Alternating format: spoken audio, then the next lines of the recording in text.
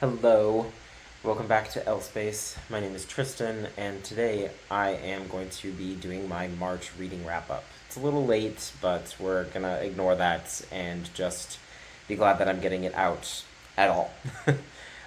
So I read how many? How many do we have here? We got 1, 2, 3, 4, 5, 6, 7, 8, 9, 10, 11, 12. 12 books that I read in the month of March, 5 of them being physical copies, and actually, I'm sorry, 6 of them being physical copies, and the other ones being audiobooks. I tend to read, or at least historically, I've tended to read more of my books via audio format because I can get them for free at my library. I can listen to them at varying speeds and on my commutes, at the gym, those sorts of things, and they tend to go a little faster. My life has changed a little bit in that I don't have a commute anymore, which is kind of cool. So I haven't listened to as many audiobooks as I normally do, but I still have a few of them in there. So let's jump in. I'm going to do the physical books first, and then I'm going to do the audiobooks afterward. I finished 6 books in physical format within the month of March. The first of them being Ensemble, c'est tout by Anna Gavalda, and this is a sort of contemporary literary fiction written in French. I started this in February and finished it in March. It took me a little while because reading in a second language for me, and I think for anyone, is a little slower. It takes longer to understand what's going on. I am fluent in French, but I'm still pretty slow when it comes to reading in French, so I read about half the speed that I normally do with other books. But anyway, this even though it's a long book, it's a really good book. I very much enjoyed it. I don't need to have it in my hands, but it's about kind of on the back it says that it's sort of the reverse domino effect. It's a bunch of people who have already sort of fallen down on their luck and they come together and bring each other back up again. And it's a really nice sort of found family type of story that I actually really enjoyed. I thought that it was very well done. It has 4 main characters that the story circles around. So the main characters in this are Camille, who is an artist. You've got Philibert, who is he's an aristocrat, descended from the long lines of nobility from France's medieval history and everything. You've got Franck, who is a chef or more of like a sous chef in a pretty high-end restaurant. And then you've got Paulette, who is Franck's grandmother, who is aging and beginning to have difficulty living alone. And so it's about all of them coming together and building a life together and kind of, being the support that each individual needs. And it's a really, really lovely story. I think that it's got a lot of great things going for it. I always love found family stories. I think found family stories are very relatable to queer people because a lot of times, even if we have good relationships with our families, there's still a little bit of tension. At least from what I've noticed in talking to people as well as my own, because there's a history of feeling like you can't trust these people when you are in the closet and everything. But anyway, so that's digressing a bit, but found families are definitely something that I relate to heavily and very much enjoy. So the fact that this is more of like a heterosexual style found family was fun. I like it, and I don't know if there's an English translation, so I won't be able to recommend it to my English speaking viewers, but as far as French literature goes, Anna Gavalda is kind of funny. She's got a good witty style, and she's good at sort of a good turn of phrase. So as far as the writing goes, she's a fantastic writer, and I really enjoy her stuff.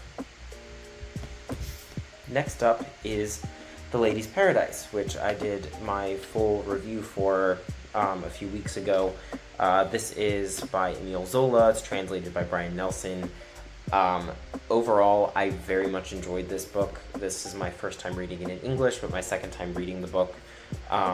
It's a study of early stage industrial capitalism, as well as the evolving status of women within French society in the 1800s. I highly recommend the works of Emile Zola, especially if you like sort of the intersection of plot-driven narratives and also big societal critiques and exploration, I would say. I think that he does a good job of blending all of those things. Zola's work is always very interesting. Definitely would recommend this one, and the English translation is pretty good. Next is Paris Reborn by Stephen Kirkland, and this is talking about the redevelopment program under Napoleon III in the sort of 1830s onward of Paris into what ended up being like the first couple years of the 20th century. But obviously Napoleon III was not in power the entire time, neither was Haussmann actually working there, but the whole span of this reform period took place in roughly those years. So I really liked this book because I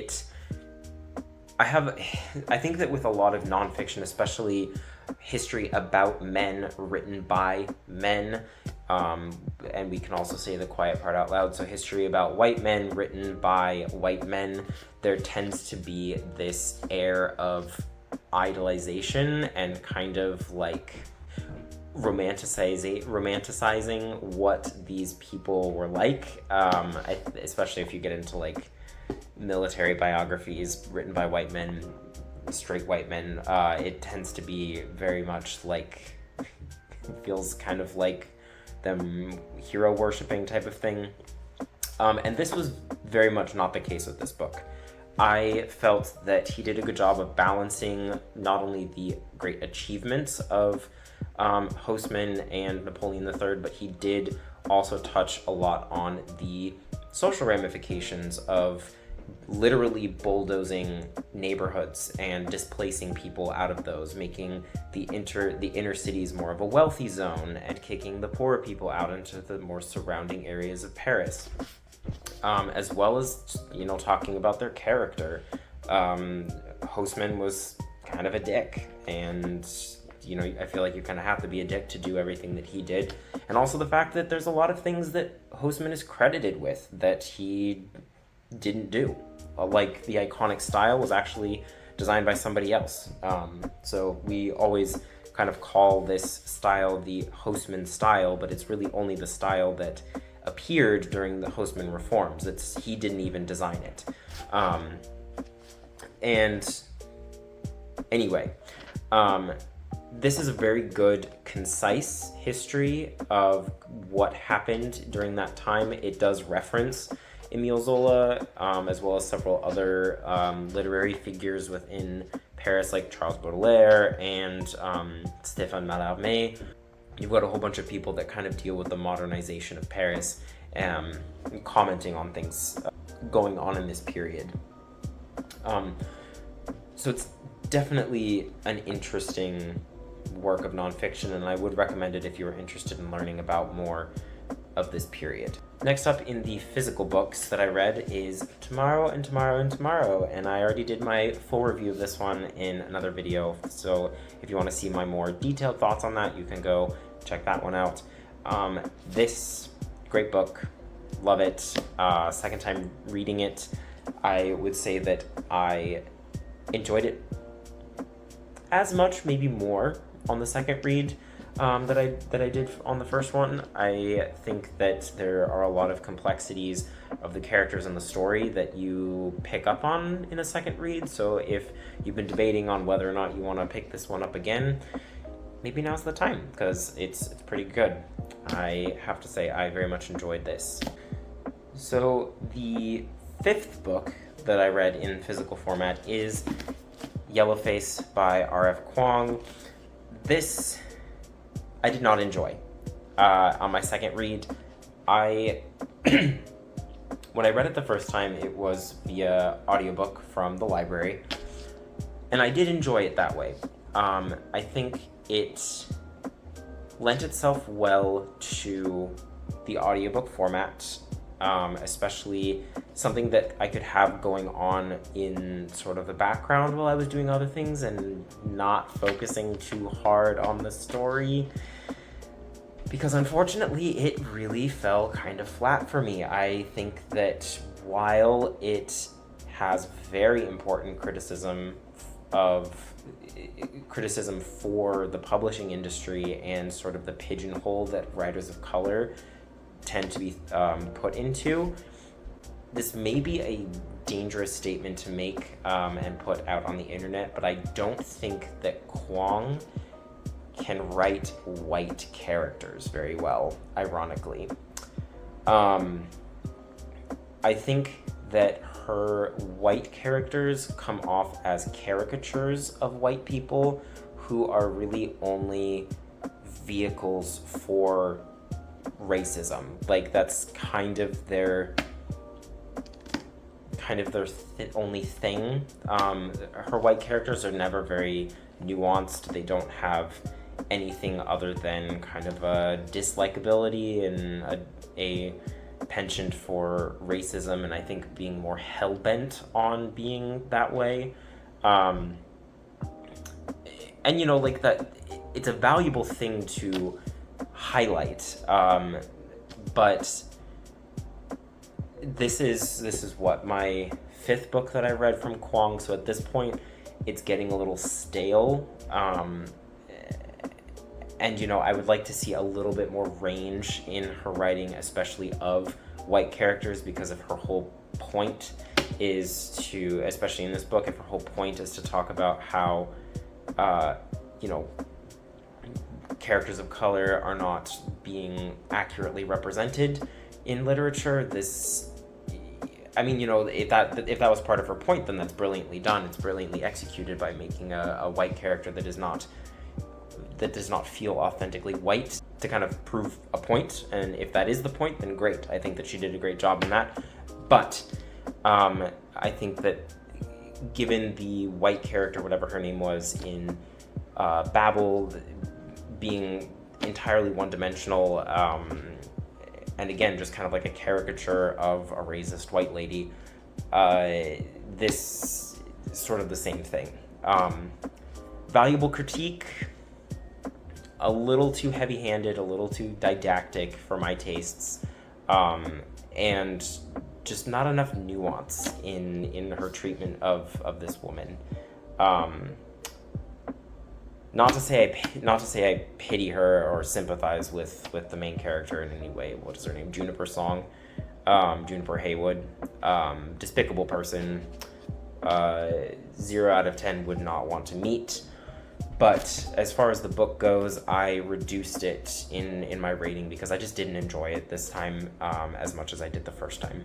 All right, and last in the physical books that I read is Hello, Beautiful by Anne Napolitano, which means that I read all of the books that I set out to read in the month of March, which is honestly kind of incredible given the fact that I started a new job, and like my time for reading has been cut into a quarter of what it used to be, and so the fact that I was able to get through all 6 of these books, physical books, in the month of March is kind of incredible. I can't believe that I did it.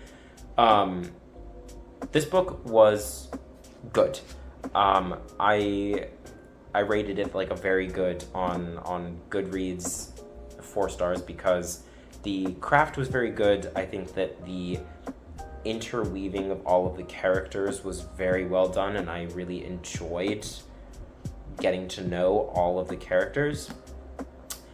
But it was a little slow. It was a slow burn.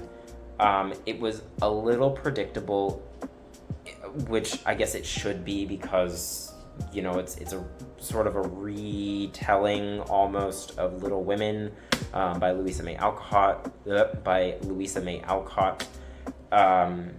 So like you know what's going to happen in a lot of ways, but in other ways it was just a little too predictable for my tastes, I guess. And also there was an aspect of style in this book that really got confusing, disruptive, and just overall kind of annoying, and that was the author's use of em dashes. They were too dissonant to the overall flow of the paragraph. It was like once she got into the piece between the em dashes, it was a completely different thought that really detracted from the original sentence that it was interrupting. And I found myself like being taken out and having to like go back and reread what was happening, because like I was flowing through this paragraph and I was getting through it, and then all of a sudden here's this new thing that really took me out, and I was like, wait, how did we get here? So from that standpoint, this book, great story, great characters, decent, I mean, like pretty good writing overall. It's just that particular stylistic thing really grated on me, and I did not like it. And then also, I think the pacing was just a little too slow for me. But overall, great book. I wish that we had gotten more time with Cecilia and Emmeline. I think that devoting some sections to them would have been interesting. And then also, I think a more extensive section devoted to Alice would have also been great, because I think all three of those characters were some of the strongest in the book. And the fact that we didn't get that much time with them was just maybe a missed opportunity. Take from my thoughts what you will. I don't know if I would necessarily recommend it. I don't know if I would disrecommend it. It is a good book. It is a very good book. I just am a little conflicted. We'll see if my thoughts come together some other time. I usually need to sit with a book, especially one that makes me this like conflicted for a little while.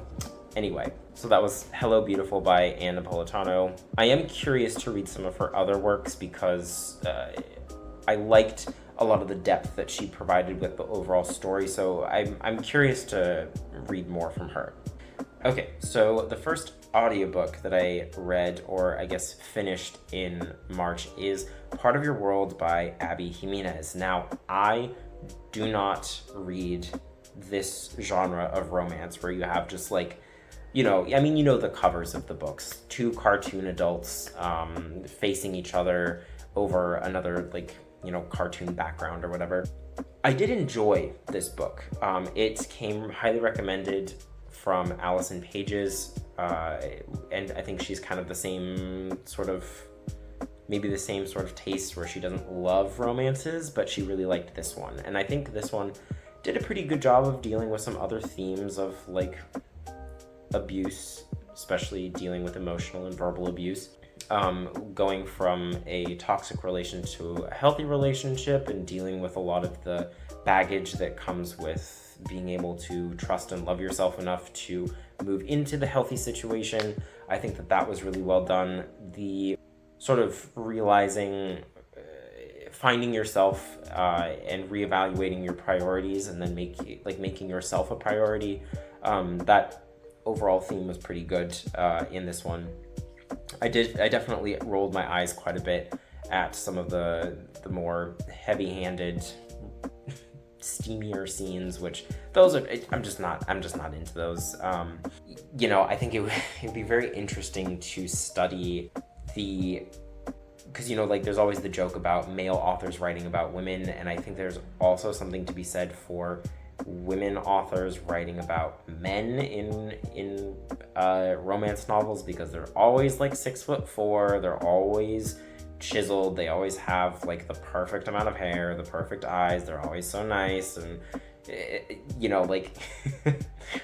I mean, not always so nice, but there'd be something interesting to talk about with like this idea of objectification, and just I won't say reverse sexism because that's not what it is, but I think that just it would be an interesting concept to kind of dissect a little more, and maybe that's something I'll attempt later on when I'm a little more comfortable providing more deep dive sort of video essay type things. So that overall, I liked it. I think that I would recommend it to people, especially if you like the romance genre. It's a pretty, if I remember right, it's a pretty long book. The audiobook was 14 hours. I was engaged the whole time. There was not a point in the audiobook where I was like, I don't want to listen to this. I feel bored. So I think it's got good pacing. The characters are pretty good. I like the shifting perspectives between the two characters. So yeah, I think that if you're into the romance genre, it's definitely a good one to pick up. And maybe if you're like trying to try out the romance genre and you don't always gravitate toward it, this could be one to try. It deals with enough things overall that I think people can enjoy it whether or not they like the romance genre. The next book that I read is called Marple by a variety of authors. This is a audiobook of just kind of like short stories in the style of Agatha Christie, featuring the character Miss Marple from people like Ruth Ware, Lucy Foley, and quite a few other people. I loved these stories. They're so fun, and I think they took a great spin on the Miss Marple character, and all of these stories were very well put together. They're short, they're concise, they did what they needed to do, and I think they had a lot of the atmosphere and the fun of Agatha Christie's writing. So if you like Agatha Christie and you wish that maybe she had written more, I think that these authors did a pretty good job of writing them in her style. And I think this is like an anniversary collection of something, and it's like, you know, in homage to Agatha Christie in general. And the audiobook is great because you have a variety of narrators, and you have people like Miriam Margolyes and Adjoa Ando, who are fantastic narrators in general. So definitely, if you like the audiobook genre of things, you should definitely check this one out because it's just a fun read. It's a fun book to just like pick up every so often and listen to a story and then, you know, turn it off or whatever. But yeah, I really liked all of these. The next one that I read were just like some Roald Dahl children's stories. They were the Revolting Rhymes and Dirty Beasts stories, and that was like a 1 hour, maybe 2 hour audiobook, and those were fun. You know, Roald Dahl has a good way of inverting some tropes, and you know, he retold the Three Bears where Goldilocks, instead of escaping, gets eaten by the Three Bears, and that's kind of fun. So yeah, like turning some of the classic stories on their head, I enjoyed them. Also, some narration by Miriam Margolyes. She's a great audiobook narrator, and I love her. I just love her in general. Okay, next was one of my favorite books that I read this month, actually, and that is A Night in the Lonesome October by Roger Zelazny. Now, this book is kind of like a young adult-ish fantasy book. Takes place in London. It takes place in like a neighborhood in London, and you follow a cast of animal familiars who are all playing this game and trying to figure out information about themselves, about each other, as well as each other's masters, and who is an opener and who is a closer. There's a lot that you can give away just by explaining what was going on in this one, but this was such a brilliant story. I think it had a really good way of giving you just enough information to where you could figure out what was going on as you were going. Like, it does not tell you anything at the very beginning. Like, you know nothing about what this game is. Clearly the animals do. Their like magician masters know what's going on, but you have no idea. So you have to kind of figure it out by what the animals talk about and the sort of context of everything. And so when you do figure out what this game that they're playing is quite interesting. And I won't spoil too much because some of it is a lot. It's some of the fun of the book is figuring out who some of these people are. But I will say that they bring in a lot of classic sort of gothic and horror and fairy tale aspects into the book. And it was so fun. And I think that, even though I read it in March, it's definitely a Halloween book. It's definitely a book to read in October. Obviously, it takes place over the month of October and it ends on Halloween.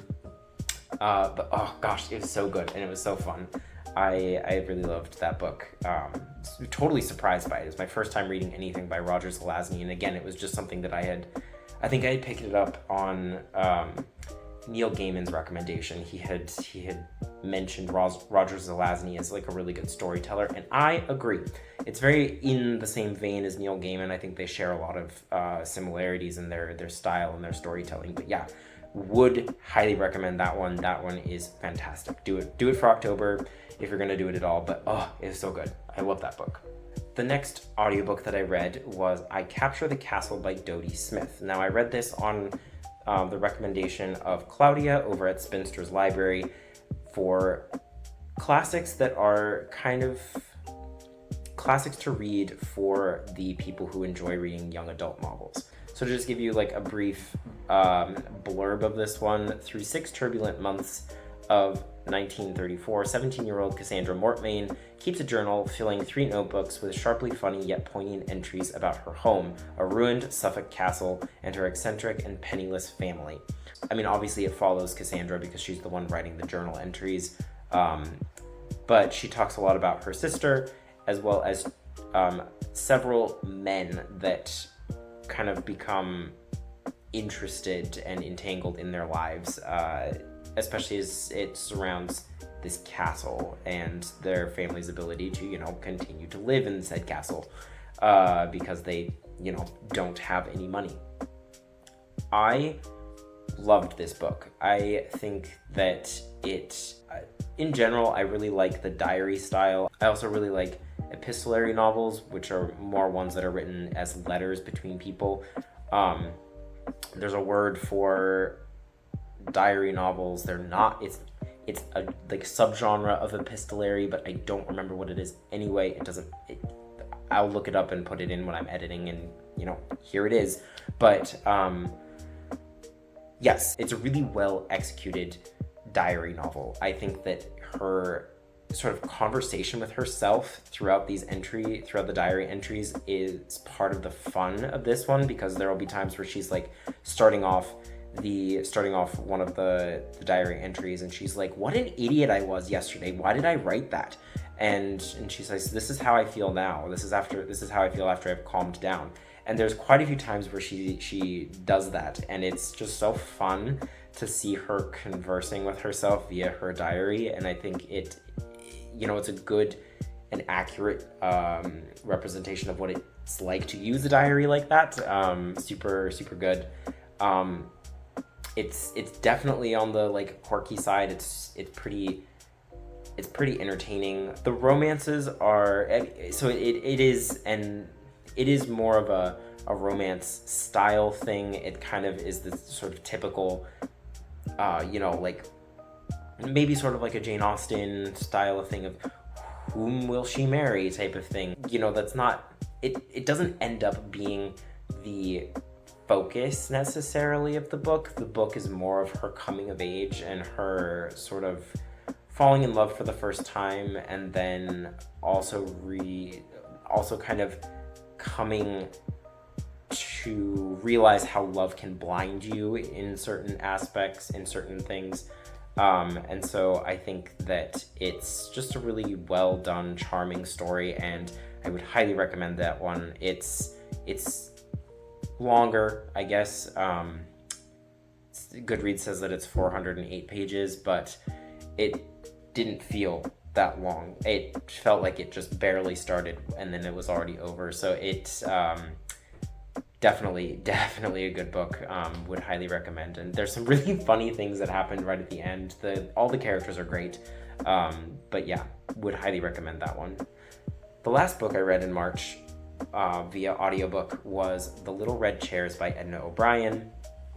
And this book was very good. It had a lot going on. There were a lot of things being juggled, and it's talking about things in the wake of the genocide in Bosnia and Herzegovina.